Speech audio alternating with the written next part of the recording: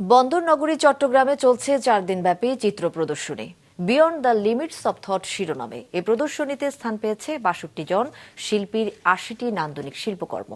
নাজমুল সাদিকের রিপোর্ট, ক্যামেরায় ছিলেন সঞ্জীব দে।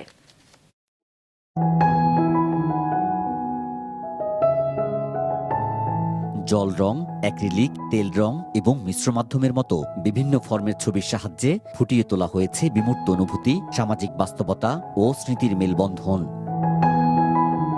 চট্টগ্রাম জেলা শিল্পকলা একাডেমির আর্ট গ্যালারিতে চলছে এই চিত্র প্রদর্শনী, যাতে স্থান পেয়েছে ৬২ জন শিল্পীর ৮০টি নান্দনিক শিল্পকর্ম, যা দেখে মুগ্ধ দর্শনার্থীরা।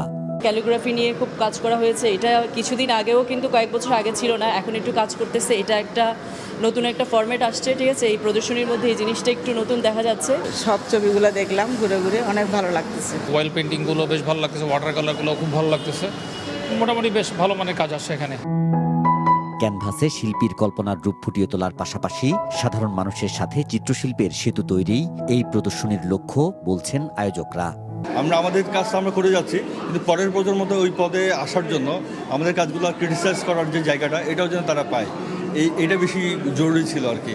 এবং আমরা খুব করে বলছি কাছে যাদেরকে পেয়েছি যে তার ফ্যামিলি মেম্বার বা তার বাচ্চারা তাদেরকে যেন নিয়ে আসে, কারণ তাদের চোখে মানে আর্টটা কীভাবে দেখছে তাদের সাথে আসলে আমরা একটা সংমিশ্রণ ঘটাতে চাই, একটা কমিউনিকেশন তৈরি করতে চাই এটার মাধ্যমে। 4 দিন ব্যাপী এই নান্দনিক প্রদর্শনী শুরু হয় 15ই মে, চলবে আজ রাত 8টা পর্যন্ত। নাজমুল সাদিকি, মাছরাঙ্গা নিউজ শো।